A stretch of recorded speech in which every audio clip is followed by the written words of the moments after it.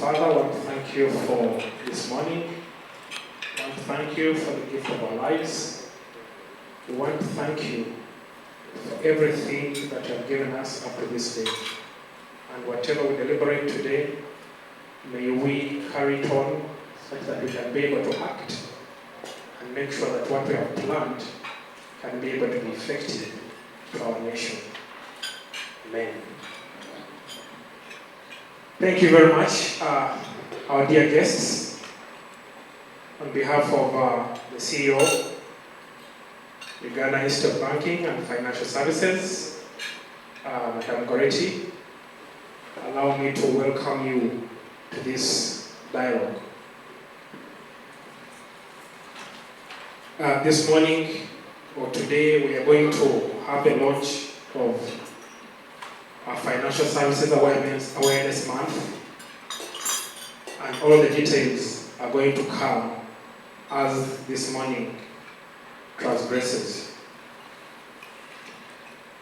Allow me to welcome our board chair, Dr. Louis. Thank you very much for gracing this occasion. Our ED for Uganda Bankers Association, Mr. Wilbrod, you're most welcome. Thank you for being with us. Our dear board members present, we are happy and always happy to have you. Our platinum sponsors, Bank of Africa, led by our ED, we are humbled. Thank you very much. Our keynote speaker, Mr. Joseph Lutama from FSDU, thank you for being here with us. We shall be waiting to hear from you. Senior management of financial services, institutions present, our dear participants, and all savers or potential savers present, you're most welcome and thank you. A dialogue about money is something that you cannot turn your ear off. You always have to keep coming for those talks about money. Because as we are here, we all don't have enough money, but we keep on talking about money. Because if we had enough money, we'd be sleeping at our homes. Okay? But here is an opportunity for us to get to know how far we can go with the money that we already have, especially that COVID-19 disrupted every plan that we had.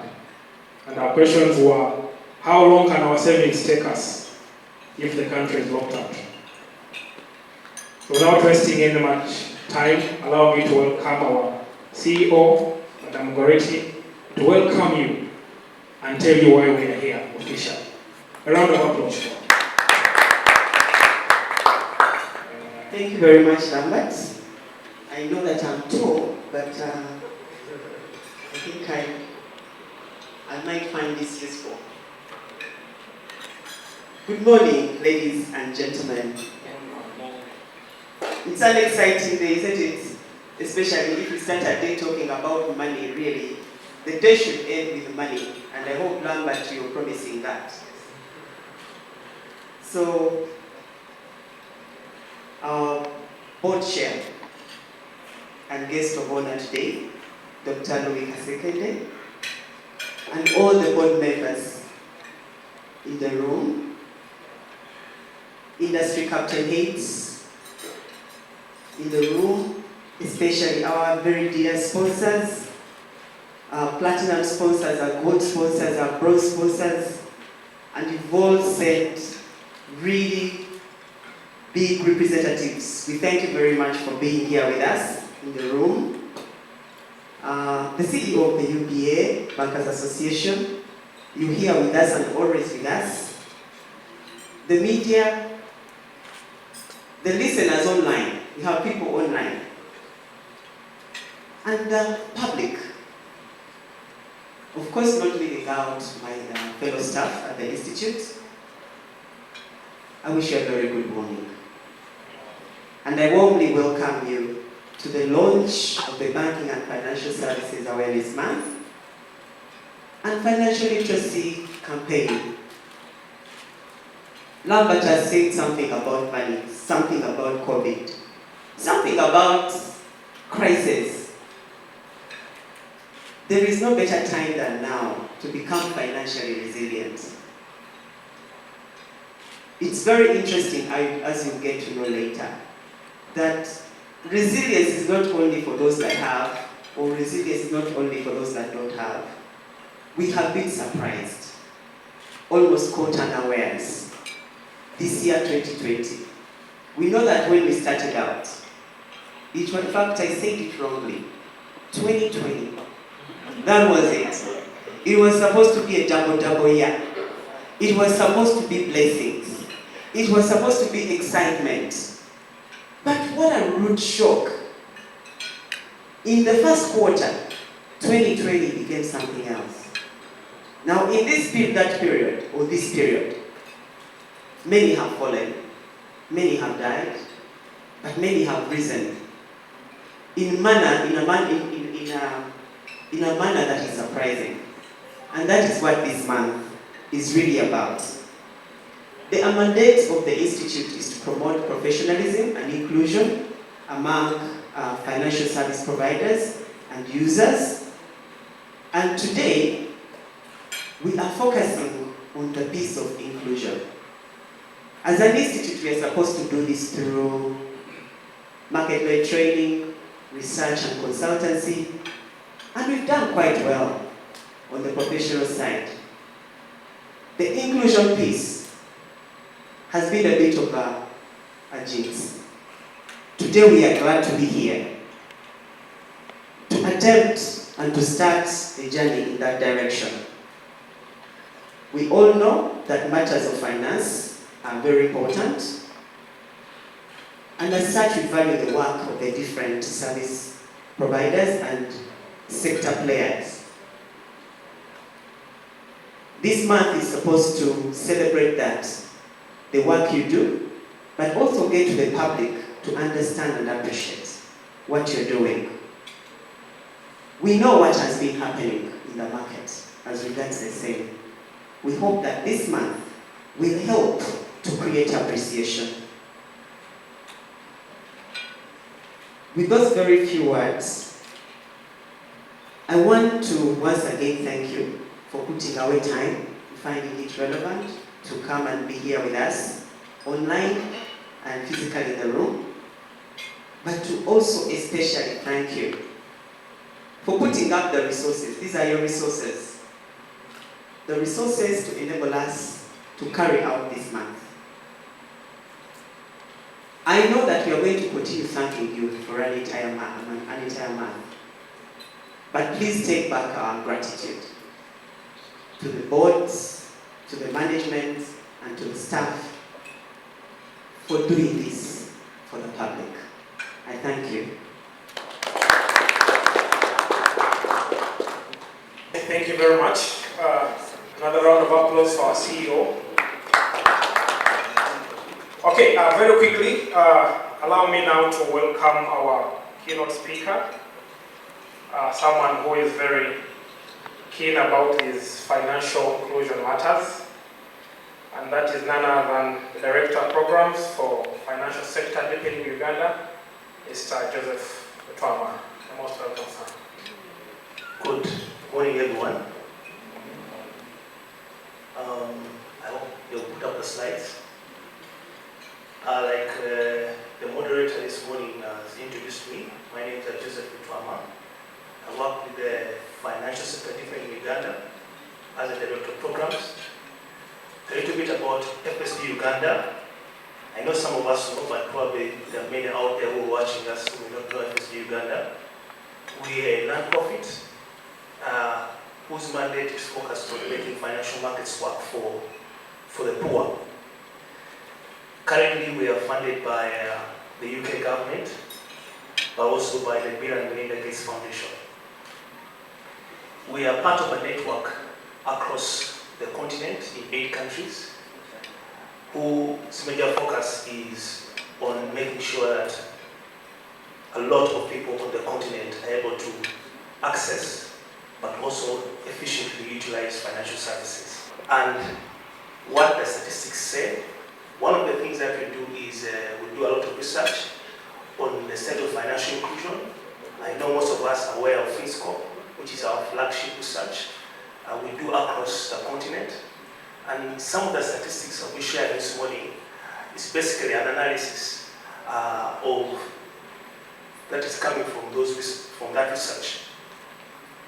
But before I talk about financial inclusion, over the years, there's something that we've noticed and observed in our work of trying to extend the financial inclusion frontier, not only in Uganda, but also in the continent. We've noticed that many times we encourage, facilitate, support new players in the market to get people to open up bank accounts. But they open up bank accounts, and a few months down the road, those bank accounts are on zero balance, and most of them, for the greater part of the year, they are dormant. Would support and encourage insurance companies to be able to extend insurance services to the bottom of the pyramid, but who would come and sign up for the first policy, and for the subsequent months, they don't renew their policies. So we started wondering, what is the problem? Yet initially we were working on the hypothesis that if we can get people to access financial services, if we can get people to open up bank account and let them save that little money they save every day, maybe the magic will happen and they will get more money, and poverty will be something of the past. But like some of you know, over the last 6 or 7 years, we've seen increase in access to financial services, like you will see in the slides. But the poverty levels have also increased. In other words, things are moving in a different direction. I want to leave us with a food for thought. I know we're talking about money, your money can. But I think there's a bigger discussion, and even within FST Network and within FST Uganda, we began pondering on that discussion, that we need to get money in people's pockets before we think about getting them into the bank, before we think about getting them into an insurance company. Financial services exist to serve those who have money. That's why they're called financial services. They don't exist to serve those who don't have money. That's why when you go to the bank to borrow, the bank will first assess your financial situation. They want to be sure that you have cash flows, that you're earning. If you're not earning, I'm sure there's no banker here who can give their money to anyone who's not earning.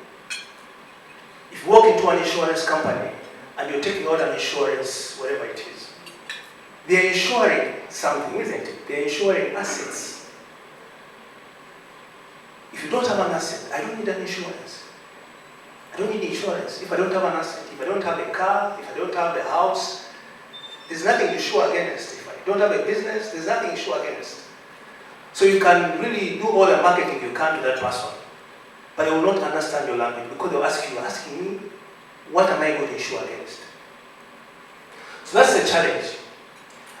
So within the FST network and within FST Uganda, we're beginning to think differently. That financial services are not an end in itself. Financial services are actually an enabler. How can we leverage financial services to increase economic activity that will translate into more employment, more jobs, and more income? If we begin to look at financial services in that light, then as people grow in their incomes, as people grow in employment, they will begin to see the value of why they need to keep their money. Because if I'm earning, we have 19 million Ugandans working age. Potentially, those are Ugandans who are the capacity to earn. Out of those 19, 2 million are unemployed. 15 million are self-employed. And most of those 15 million self-employed, 80% of those are in agriculture. And what agriculture am I talking about? Subsistence agriculture. I grow food not because I want to earn from it. I grow food because I need to sustain my family. And whatever left, I can sell. But that's just the by the way. So I don't need to save. If there's anything I'm going to save, it's to ensure that when my son falls sick, I'm able to take them to the hospital. Not because I'm going to have a sunshine, sunny night retirement. No. If I'm running a business, I'm not running a business because I want to become the biggest exporter of milk in East Africa. I'm running a business because I need to educate my children. We call that entrepreneurship by necessity. Such a guy does not need a bank loan. Why? He's not looking at expansion. Cash flows is not in his DNA. So long as I can earn enough money to put food on the family table, enough money to take my children to school, that is it. That's why most times investors, private equity investors come to this country. They're looking for businesses to invest in, and they struggle finding businesses. Because businesses, they are not looking for a lot of money. Because they don't have grandiose expansion plans. They're not like the young guys in Texas or whatever who wake up in the morning and they want to take over the whole world and they come up with a business plan of $1 billion US. And look at their plan, they can actually pull it off. 5 years down the road, they're actually hitting the stock market with $1 billion. Our young people here are looking for money for employment to sustain themselves. They don't have those big things. Now, it's very difficult for you to have a thriving financial market, a financial system in an environment like that, because you're trying to sell something people don't need. So we need to get our people from thinking subsistently to begin to think commercially. On average, a household in Uganda has 3 to 4 acres of land. Of course, most of that is in rural areas. But a bigger part of our country is in rural areas. Think about 3 to 4 acres. Most of our homes are on a quarter an acre. If you're lucky, they are 10 by 50 decimals. And that's a big piece of land in Kampala. But multiply that by 16 or 17. Look at the size of such an amount of land. But the guy wakes up in the morning, throws his seeds, whatever grows, they eat, they're married, and they're okay. It is healthy food, they won't fall sick because it's organic. So they won't need to go to hospital unless a crisis like COVID hits. Or something like that hits. You know? So at the end of the day, the guy can live for a whole year on less than 10K, 10,000 shillings, and they're okay. And you come to him and tell him, please, you're going to borrow money, you're going to do that. So you need to transform that person and say, you have 3 or 4 acres, why can't we take 3 acres and transform it into a commercial unit, get into a cooperative, become big, and all of a sudden, a person who was living on 10K, and they never said anything beyond 10K, there are 3 or 4 acres, now they're beginning to see 100 million out of 3 or 4 acres, and if we get 10 or 4 families, or 20 families, all of a sudden you've transformed that economy from just 50,000 or 100,000 into an economy of $1 billion, 10 billion, 20 billion, 100 billion. Those are guys who are going to come running to your bank because there's no way they're going to keep this money. They'll have to put up assets and they'll run to the insurance companies because they cannot afford to lose their assets. So that is the paradigm shift that we need to be able to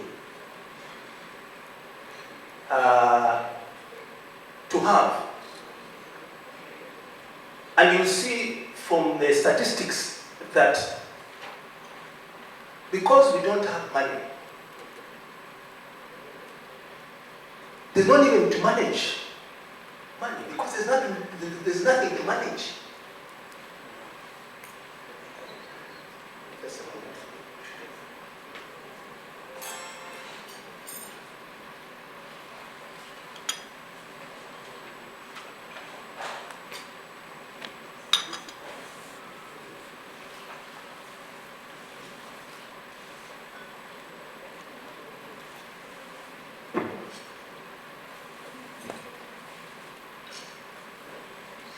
So there's nothing even to manage.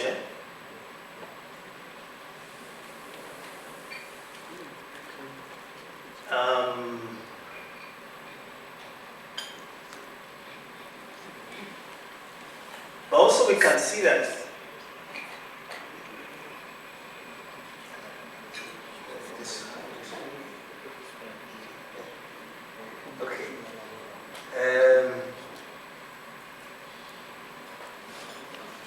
anyway, for the greater part of the slides, I cannot see them here clearly, but 1 out of every 2 Ugandans cannot even come back with an emergency fund. Because the guy who is living off his farm, there's no need to save. Now when I'm hitting the crisis, where I cannot take my means to bail me out, then I'm in trouble. That's why you cannot. And that's why when we're in a financial crisis, our fallback position is to find more jobs. Finding something more to do. Now, if you have a situation like COVID, where you're limited in even what you can do and where you can move, that even worsens the situation. We did an analysis based on FinScope, based on people's savings and financial livelihoods. How long could they take the hit of COVID? The surprising thing is that across the spectrum, 1 out of every 2 Ugandans could not sustain their lifestyle before COVID for even 1 extra day. In other words, to put it simply, if you are living on 3 meals with COVID, you will not sustain 3 meals for even an extra day. Now, if you extended that to 15 days, it will become even worse. The number would even reduce further. Only 2 out of 10 would actually be able to live on those 3 meals per day. Now, for some people, 3 meals was even living in luxury. For some people, even that lifestyle before COVID was 2 meals a day. For some, that was 1 meal a day. So you can imagine. Because our lives are subsistence. We don't keep money. We live on what we produce, and that's it.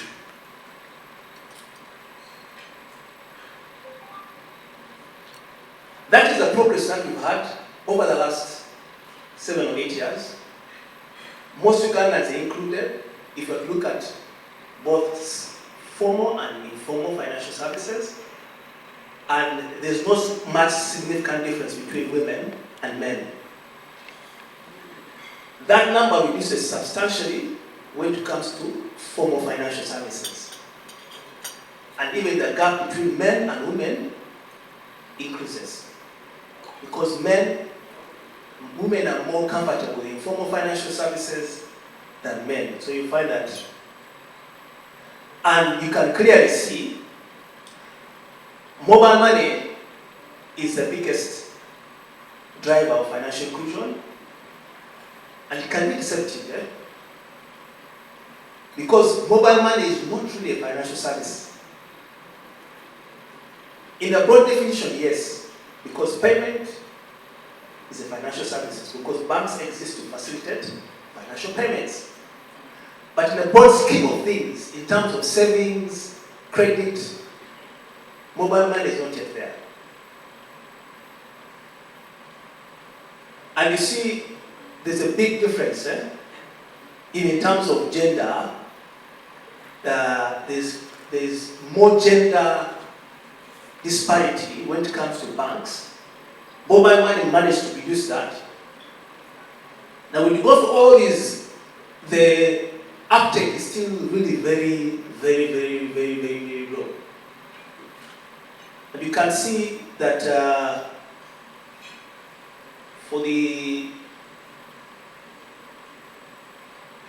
women, especially the groups, are doing wonders for women. But all all that is subsistence. Even the money that we keep in our savings group, it's not that we want to grow it. It's because we can fall back to it in a rainy day. People save, most Ugandans save before they consume. They don't save after they have consumed. And there's a difference. Most of the money financial services are looking for is money that you have saved after you've consumed. We call it disposable income, economists. Yeah? But someone who saves before they consume, they have nothing left. I get 100K, I begin distributing it. This one, I'm going to keep it for school fees. This one, I'm going to keep it for the other guy who did, the other guy who did this, the other guy who did this. Before you know it, I have nothing to save. And when you come for me and say, but this money, no, this is already committed. In fact, it's better to call it committed funds. It's not like me who, after a whole day, after 5 days or whatever it is, I still have an extra 2 million or 3 million. I've catered for all my expenses, everything, and it's lying idle on account. I can afford to give it to an insurance company because even if I lose it, there's nothing much. So, but most Ugandans, they don't have that luxury. Because of time, I'll just... Yes. Now, most people, the most valuable financial institutions in Uganda are savings groups and mobile money, not even banks. The reason why that statistic in banks is great is because the numbers were really very small. So it's not really statistically significant. It's just to show. At least there were 60 people in a whole sample of 3,000 who considered banks valuable.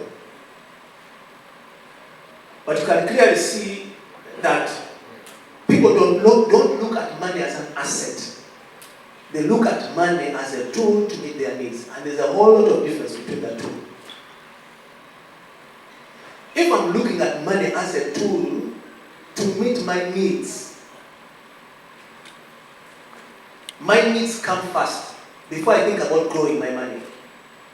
A person who you talk to, a person who will appreciate the message that your money is a person who appreciates that money is an asset. That it can grow, it can multiply, and it can produce. People that we consider assets are our children. That's why I can afford to invest a lot of money in education, even when I don't clearly see the returns today. I will do anything to take my child to school for a return that will materialize 20, 40 years later. But I cannot do the same for my money. Because my money is just a tool. It's not an asset. So if people are going to appreciate the message of your money they need to begin to look at money as an asset. And you only begin to look at money as an asset when you start living commercially. You have a commercial mindset and not a subsistence mindset. Why do guys don't use financial institutions? Because they're very expensive. They charge too much. And they are inaccessible. But the coded language behind that, we don't know, we don't understand what you're selling. We don't appreciate what you're selling because we're speaking different things. Yeah. So I want to end there because of time. But the biggest takeaway is, until we help our people to begin thinking commercially, so that I can transform my 3 acres or 4 acres where I just grow maize, I harvest the maize, it goes bad, they tell us 30 or 40% of losses in agriculture is post-harvest loss. We have 50% of arable land in East Africa. We produce most of the food in East Africa. If there's any factory that is looking at food processing, the best place to be would be Uganda. All those are opportunities, but because our people are subsistence, and because they are subsistence, they don't need money. But until they start transforming those plots of land and all those different things into commercial entities, until you begin to look at your salary and your savings as assets, not as money that you're going to buy A, B, C, D to enjoy yourself. That loan, those shares, insurance, all those things will not make sense to you. So our challenge here is, how do we leverage financial services to get people, to get money into people's pockets? Because once money gets into people's pockets, their pockets are going to become so heavy that they cannot afford to sleep, have a good night's sleep without that money being in the bank. They cannot afford to have a night's sleep without that asset being insured. But so long as they don't have those worries, our message will be to deaf ears. Ladies and gentlemen, thank you for hearing me. And we have to really answer them. And the good thing is that we are getting more team leaders of the financial institutions. So, MD, you're most welcome for Housing Finance Bank. Thank you very much for joining us, Mr. Mugali. At this juncture, allow me now to invite our platinum sponsor, our dear ED, Bank of Africa, to come and move a few words and also comfort us that we can actually access the banks, even if we don't have the money that we are trying to put into our pockets. You're most welcome, sir.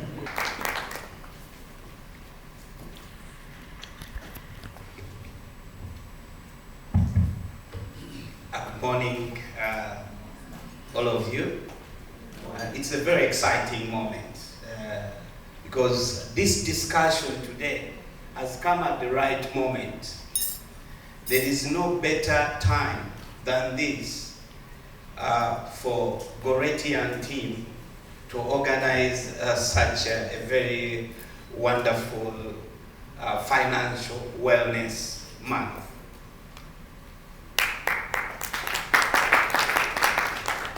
All protocols observed. It is indeed a very privileged moment to see all of us here, to spare time, because it is out of the ordinary these days to have such kind of gatherings where we all come and exchange ideas, because the issue of SOP compliance has become a necessity. It is important. COVID is real. COVID is killing people, and we need to send this message every moment that we get to our staff, to our customers, to our home, because it is something, it is a disease. It has actually now in some other areas of the world been transgraded from being a pandemic to a pandemia, meaning it is live and it is going to remain consistent. I felt that it is important to emphasize this moment and this particular issue. Well, in the confines of these unprecedented times, keeping healthy and financial wellness, because of the consequences that have changed the lives of the people, that have changed the lives of our customers, that have changed the lives of our families. It is important for us to resound, to educate, to share, to see how best can we bring information closer to them as far as financial wellness is concerned. And indeed, Financial Services Month is timely, and it is now financial sector led. We want to be at the front line, and we want to continue to do this. that's why you see that there are financial sector captains in this house. That's why you see that there are educationists in this house. It is going to take a team for us to try and continue to develop the idea, to stimulate attitude, to change mindset, because mindset is very key. I was in one of the villages on Sunday, and I met a couple of people without SOPs, and they don't really. So I asked them, "Do you understand? What do you understand by coronavirus?" He said, "What?" Okay. What about Corona? I said, "Corona? You are talking about a Toyota Corona?" So it's unbelievable, and these are people that I took a moment to try to see what can we do to educate such kind of people. It will take much more than we in the financial sector, but that gives you why we have the likes of FSD, because for them they administer baseline surveys, baseline information, and that baseline information enables us to understand the barometers of what exactly and consequences of financial illiteracy in this economy. And it makes imperative that we in the financial sector have a great deal, a role to play as we work with the collaborators to move and change the mindset of our people. So as we look at how to sustain the teams, to sustain the individuals during this financial shock, the coronavirus pandemic, that is now a pandemic, has really costed several lives. It has costed people jobs. It has costed individuals loss of business, loss of contract. And loss of business, loss of contract, it means the members, the individuals are not in position to provide what they were providing to their society, to their families. Many of us, we are in an African setting. We have got extended family. That is what makes us Africans, because we have other people outside our nucleus families that we have to look after. But many of those are actually in businesses, small, micro, medium, self-made individual entrepreneurs, as it has been stated this morning, who need our help. They need our advice.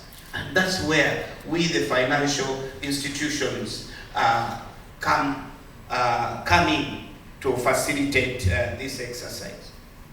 It is needless to say that for us at Bank of Africa, and of course as part of my other colleagues here in the regulated financial institutions, we have already and we will continue instituting measures that are directed towards financial inclusion, that are directed towards creating financial wellness, notwithstanding the challenges of this pandemic.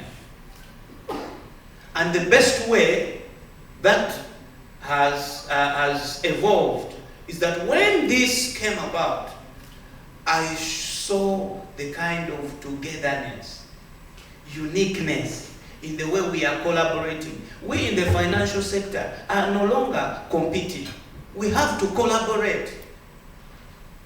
My brother Mugabe here, if we keep exchanging calls almost all day in some instances. My sister there, we are even neighbors. So we look at things outside normal business to see how can we sustain, how can we enable individuals gain access to financial information, how can they be better.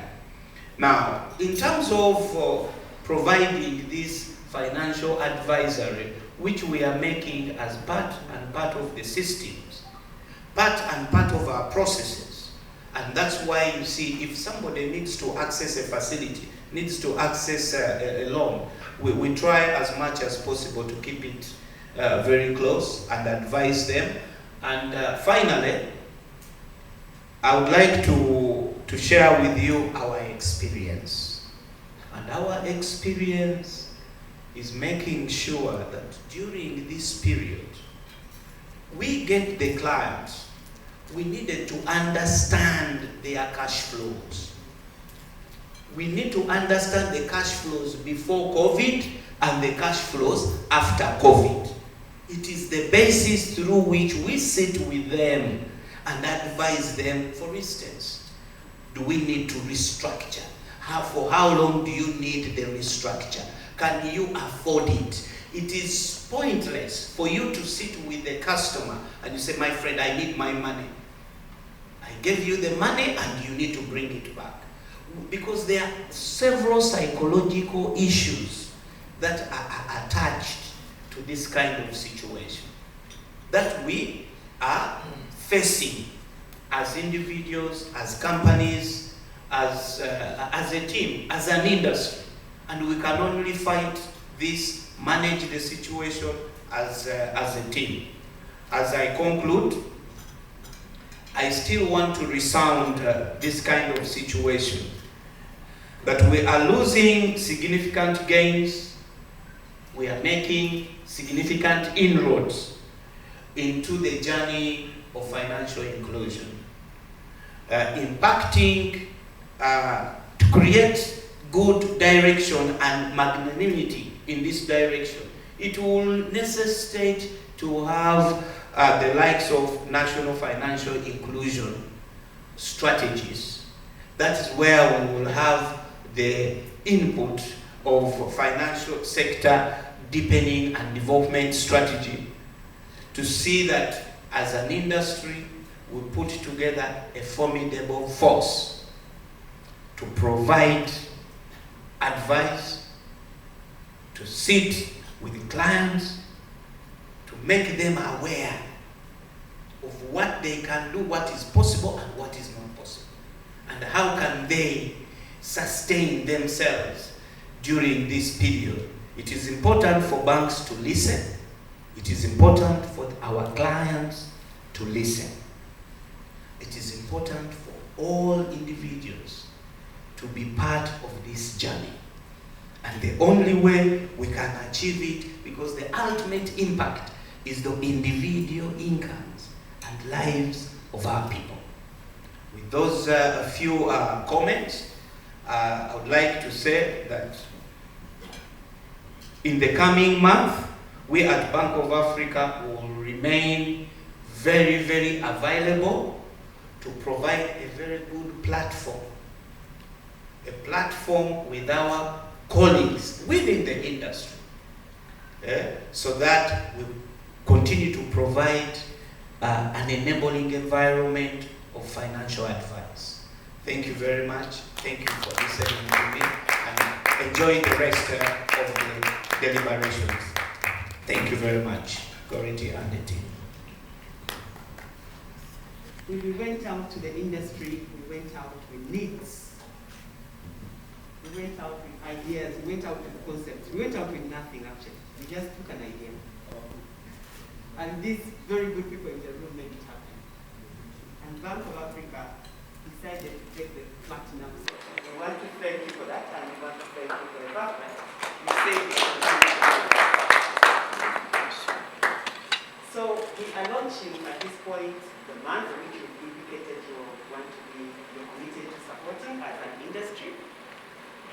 It's going to be an annual event, and we are going to launch it in the form of signing off of the official logo. And so allow me to this and request you to sign it off.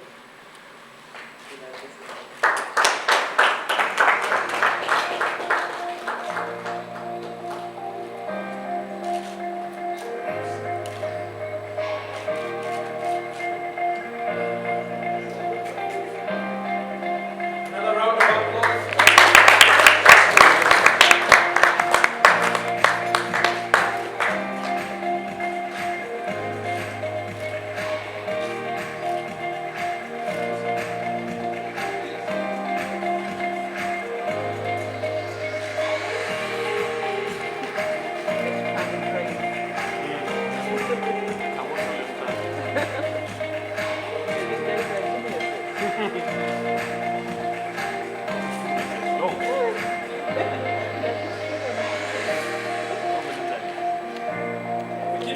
until the pen is down.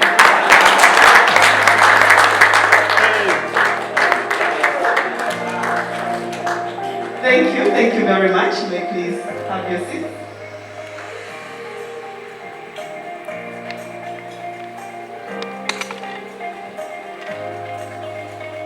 All right, now that we've got the month launched and known, it's time to get to the campaign and also understand what really motivated the thought.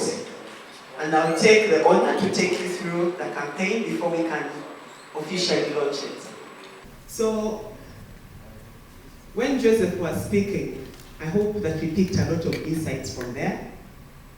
And when Bernard was speaking, I think what's very clear, everything was in the 50s, regardless. Everything was in the 50s. House. Those who have are not ready, are not able to survive beyond a day. Those who don't have are not able to survive beyond a day. Those who have don't have emergency accounts. Those who don't have them. Now, we have land, he said. We are not using it. So, what is the problem? Is the problem mindset? Maybe the problem is the blessing of plenty, the blessing of good land. And so, we thought, as we are going through this, more and more, it's important to continue with the conversation. And we'd like to thank the Bank of Uganda very much, the Ministry of Finance, that are really the foundation of this whole campaign, as you come to see. Born out of a financial literacy curriculum that was developed in around 2017, when the strategy was coming up at the same time. So we'd like to really thank them for that.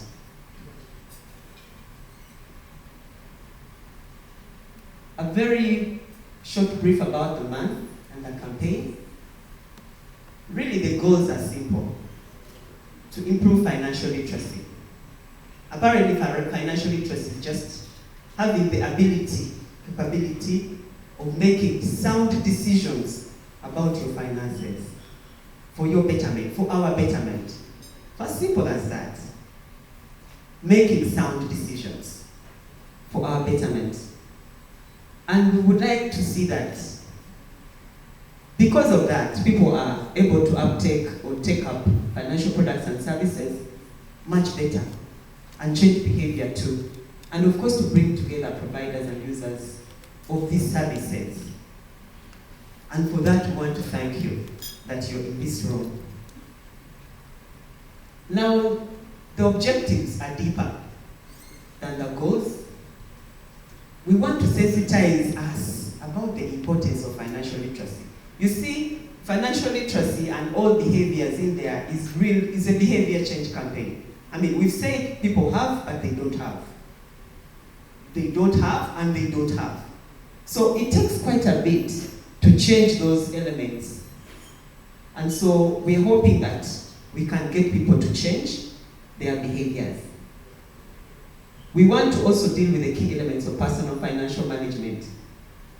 We want to excite the public in one way or another to deliberately save for emergencies. Now, I know that I've been I was a banker for 6 good years and in charge of products. And we went out there and churned out those products and said, okay, we would like to have a target savings account. But why? We would like to have an emergency account. But how? So those things, I think a number of those things have come very clear in this period that we want to get people to deliberately save for things like that. To educate the community about non-conventional service providers and services, to link the public to the service providers, to create dialogue and community involvement, and to foster partnership and coordination within the banking and financial services industry. We thank you. We have insurance in here. We have retirement benefits in here. And we need to have more. We want to see money markets in here as well. And then we want to promote career opportunities and professionalism in the banking and financial services industry. I think it's Joseph who mentioned that there's competition. It's a good thing collaboration is coming, is winning over competition. But the financial services industry grows only marginally. The trends are not as big as they should be. We are persuaded that one of the reasons it is that way is because the bankers, the people working in the financial services industry, are not yet professionalized enough to go out and be referred to as doctors of finance. I keep referring to family events. Whenever there is a family event and anybody feels bad, any possibility of any illness, they will look for the doctor in the room. In fact, the doctor will look at each of you and say, "Come, I see something with you. Are you okay? Why are your eyes like that?" But when we have bankers at family gatherings, tell me how many people run to the banker. Or tell me how many bankers say, "Come, come, come, come. Oh guys, I want to give you a talk on this. Or I want to tell you that we do not have to only save here, we can save here." How many bankers do that at family gatherings? And I also talk of, and I keep saying it, I know that when I was again in banking, if you needed information and say, "Lenny, I want to physical information, even beyond," and I speak to our branch manager and say, hey, could you give me this information? And say, "What is that? Please ask so and so. Please ask so and so." So we need that whole of professionalizing end to end so that we can open up opportunities in the banking sector. First, for employment, but also for inclusion. The more we become professional, the more we widen the opportunities for inclusion. We've talked about this. We want to say that COVID accelerated this idea, totally accelerated it. And because we were given the mandate and responsibility to promote inclusion, every time we had things to do that, like we want 20% of our retirement benefits to support this. And I can't say that a number of us entertained the idea for a sound reason. But then we realized that there are issues there. And so many other challenges that everybody found. That is what really motivated this campaign. Now the campaign is talking about many things, and we wish it was talking about less. In fact, as a communicator, I know that the lesser the messages, the better. And when we were talking about this with allow me say my husband, who is also a communicator, he told me, "You must be joking."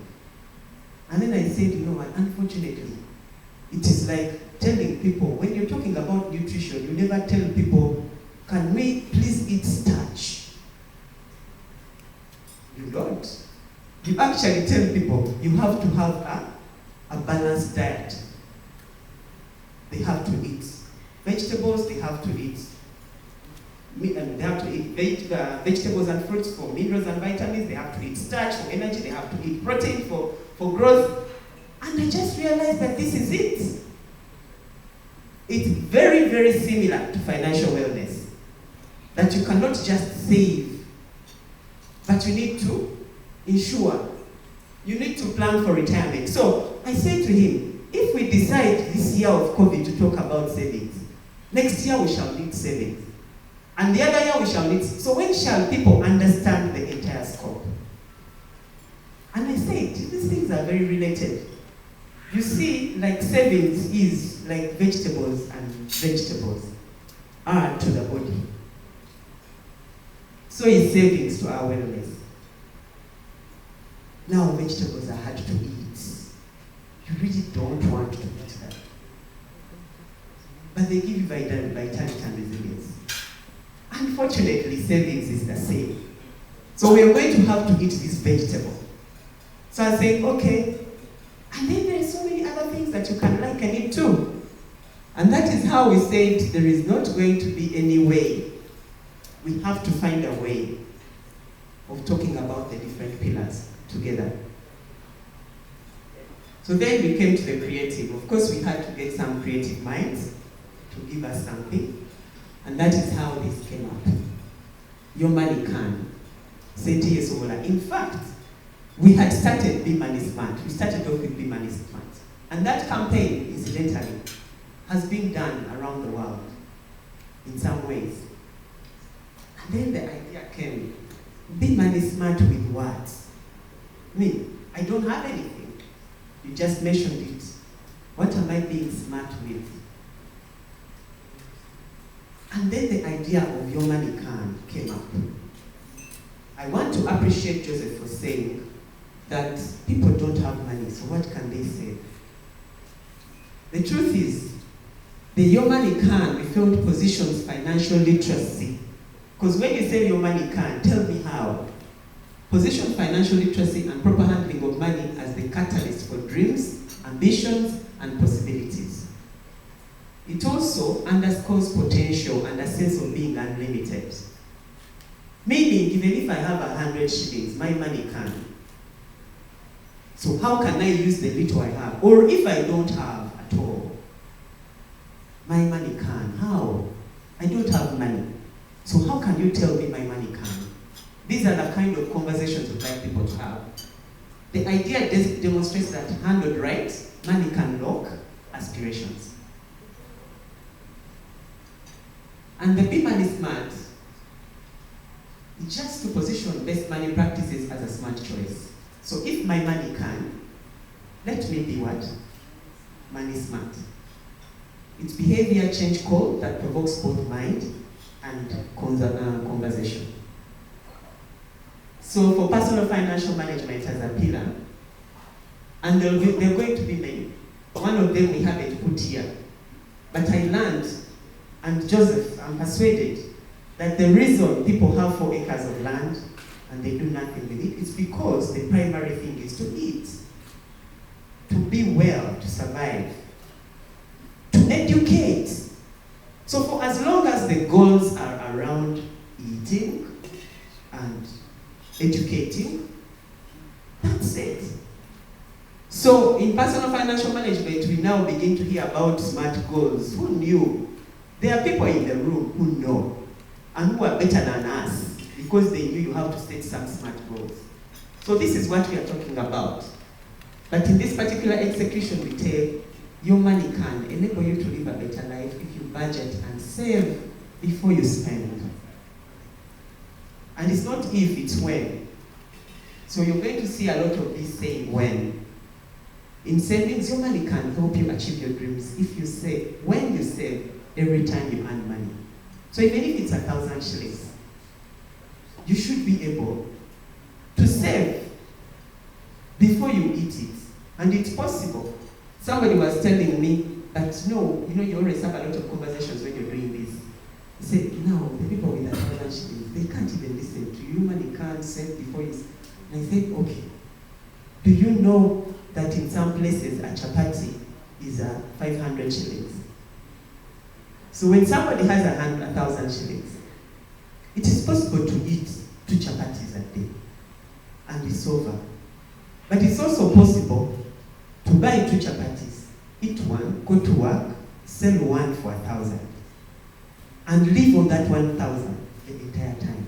So we are saying your 1,000 can, if you save every time you earn.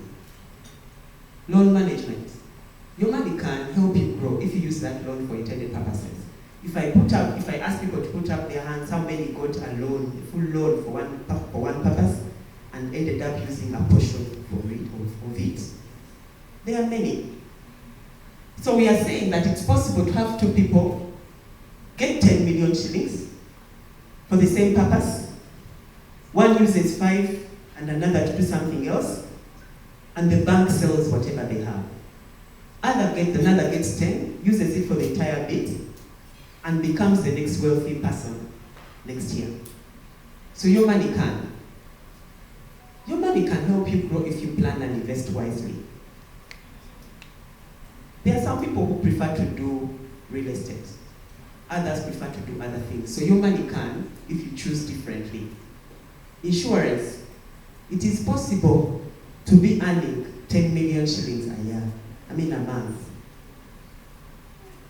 And another is earning 1 million shillings a month. And tomorrow the 10 million shillings a month person gets the wretched disease as we know. And everything is wiped out. And the 1 million shilling person, I'm sure Ruth is very happy by the statement I'm about to make. The 1 million shilling person insures with a little.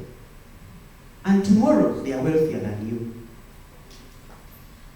Planning for old age, your money can help you retire comfortably if you start saving and planning now. And so many others. So really this is it. And we say that since we are not going to be able to say so many messages at the same time, we will have a planning and savings week, a managing loans and investment week, a retirement insurance week, and a digital financial literacy. And at this point, I would like to thank our strategic partner, FSDU, that has decided that they would like to run that week. We'd like to thank them very much. Please clap for them. Digital financial literacy, and we host a digital financial literacy summit during that month. And then a careers in banking and finance month. And at which point we'll also launch the UIDF's new membership structure, which is supposed to be supporting and promoting professionalism. Now during this we are going to have radio talk shows, we are going to have radio ads. If we can afford, we shall have a TVC, but we are still looking at the industry to support. We shall have webinars. Now that there is the air, there is virtual. Even today you can tell me, I want to do a webinar on this, and we do it. Why not? So we have a schedule, but we are still looking for resource persons. So if you think there is something that you're passionate about, we would like to have it. Now, we've realized that the messages are too many. And because the messages are too many, we have come up with a portal. www.yourmoneycan.or.ug. So if you go on it now, could you click on Your Money? Your Money over there. So you have find those personal financial management as the pillars are. And this information is derived from the curriculum. You can go and interact with it. And I want to tell you it's going to be improving every day. Because some of it might seem like Greek to some. So we want to try and be improving it. So if you engage with it, please suggest. And we're talking to the bankers. Look at it, engage the marketers. Call, tell us, no, this has to change. So that it gets better. We don't want anybody to say, we know behavior change starts with awareness. So we want people to have a central place where they can interact with this information. If you go down, what people are saying, today I would like that some pictures are taken of you, having come out of here, say something. We would like to put it here so that you can encourage others.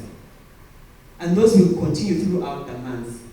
We also want you to submit a review, submit a testimony. The banks have good testimonies that we can share. We want video testimonies, we want word testimonies, and we shall award a testimony a week. We shall have a winning testimony award every week. Our speakers, now we have 2 speakers on there, but they will be there. There are going to be more. So we'd like you to keep looking at the portal.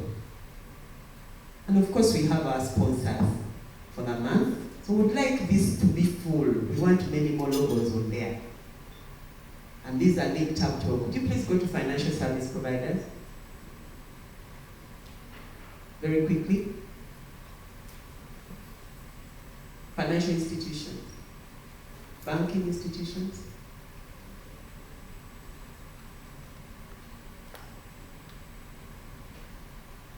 So we have all of them there. So now you can quickly go to your bank, you go to one place and find it. The links are active. And in this case, we did not just consider sponsors because we thought it's important. Can you go to professional careers?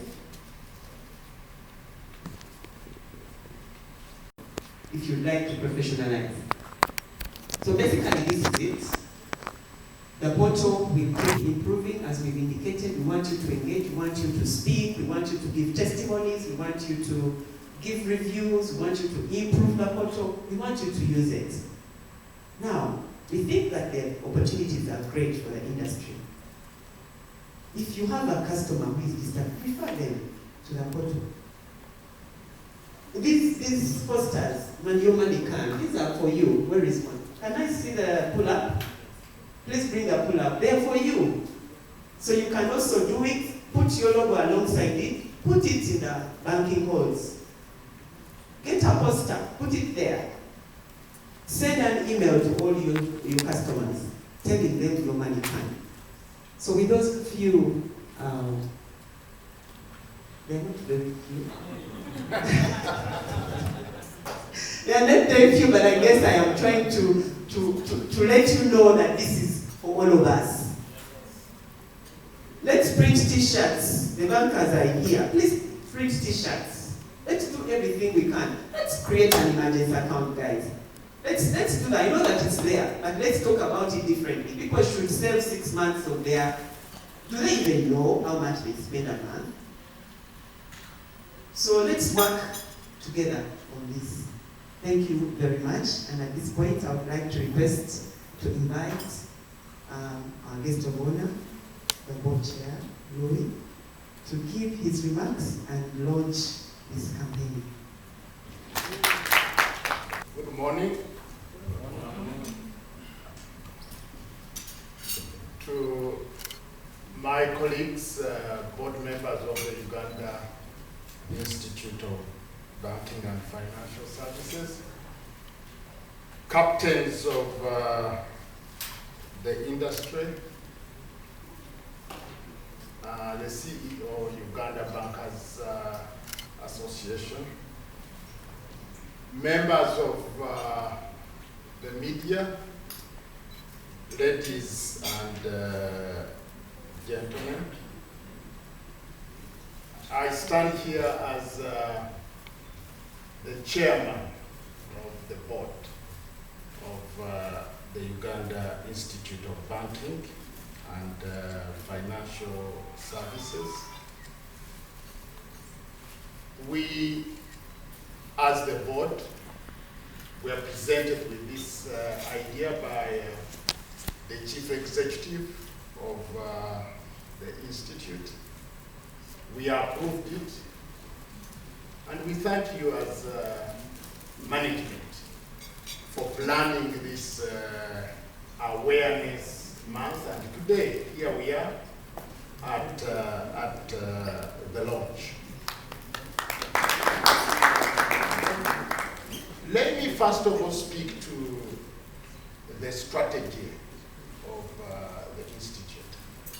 We have a strategy, a 5-year strategy running from 2018. It has 4 pillars, and some of these pillars have been touched on by our chief executive. The strengthening organizational effectiveness and visibility, and I think she's done a very good job on, especially the visibility of the institute. Enhancing stakeholder engagement and collaboration. Improving relevancy of the financial services industry and advancing ethics and professionalism in the financial sector. Today, I don't want to touch on professionalism, I don't want to touch on visibility, The stakeholder engagement is continuous. I want us to focus more on improving relevance of the financial services industry. And when we talk financial services, we are not only referring to banks. Most people know banks and we forget the others. It is something that stretches to the micro deposit-taking institutions, the credit institutions, insurance, the retirement benefits, capital markets, and even the development banks. I think in the presentation this morning, I will start with the things that we should celebrate as bankers. In the presentation, you could see financial services, the ratio of financial services in this economy, whether you take it as a ratio of GDP, it is increasing. Outreach is increasing. We've set up branches. We have now agency banking. You call it Banka Duka or Duka Bank. One of the two. But we have several points of engaging our customers. But banks are not in the business of just being depositories. I think that's where we are challenged. We are not just depositories. People come, deposit their money and walk away. Bankers and all the other players, we intermediate those resources. For us to be relevant to our clients, we must intermediate those resources. We must support economic activities. And I think that's where we are challenged as an industry. We were told this morning that mobile banking is quite popular. We now have almost 30.4 million registered clients. Okay? 19 million of those are very active. Number of transactions runs in 312 million in a month. And in a month, you are talking about 8.5 trillion shillings.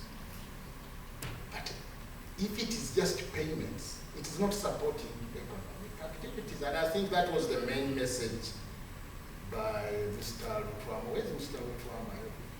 I think that was your message. It cannot just be payments. We must recognize the challenges. We must, as an industry, recognize the challenges. That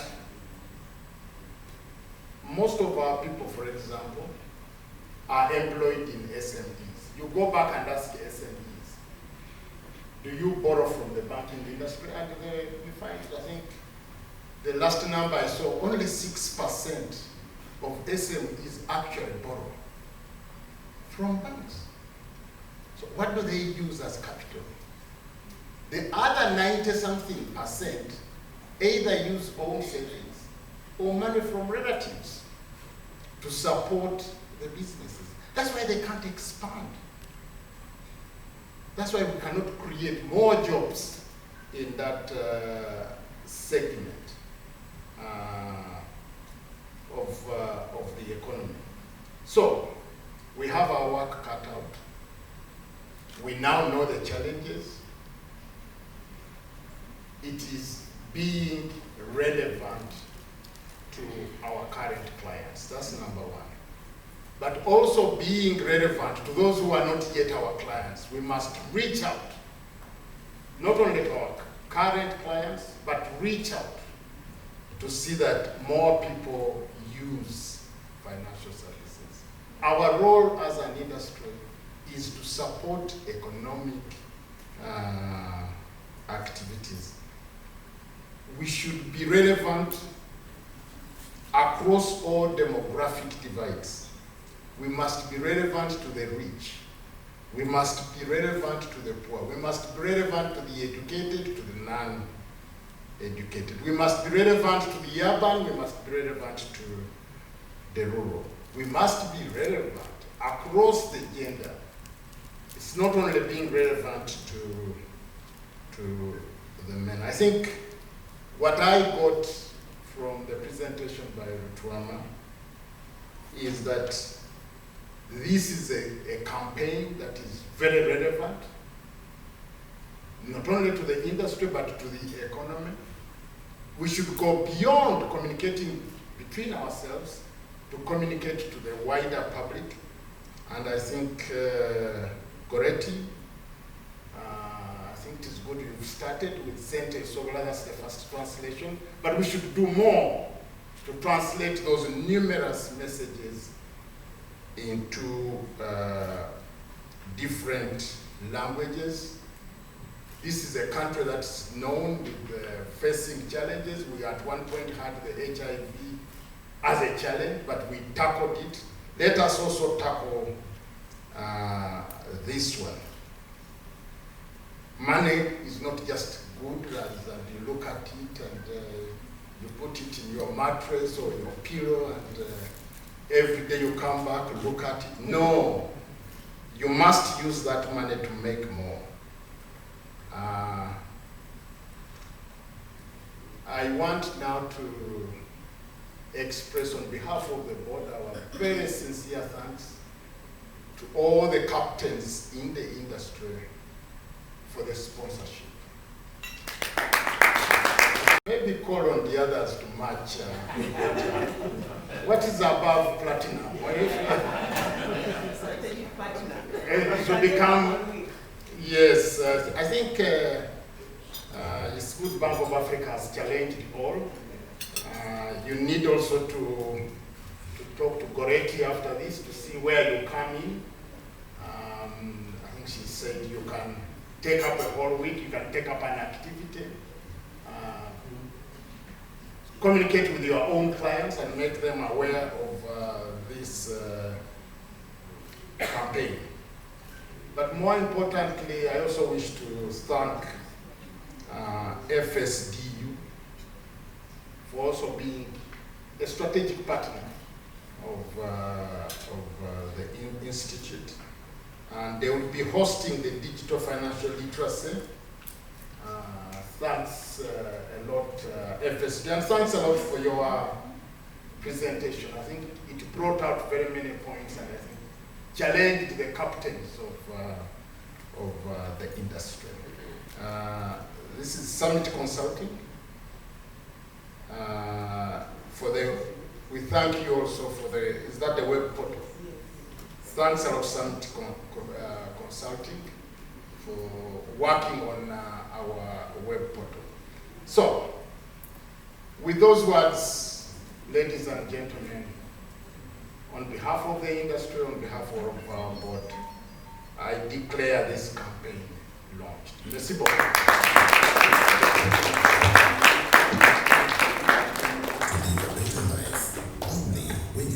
Save before you spend. Act now. Thank you very much, our chief guest. Maybe I will request our board members present to join our chief guest, and we also have that autograph on our board there, such that our money can start. Your money can enable you to live a better life. Only when you budget and save before you spend. Act now. Learn how to manage your income and IBFS.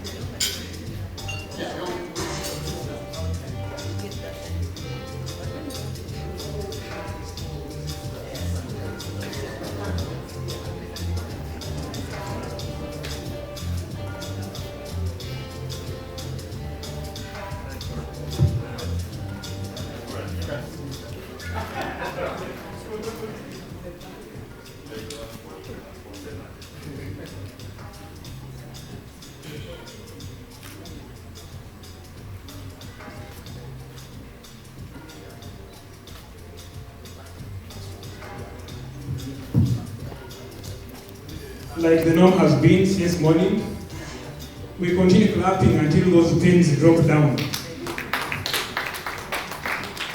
They have very short signatures, don't worry.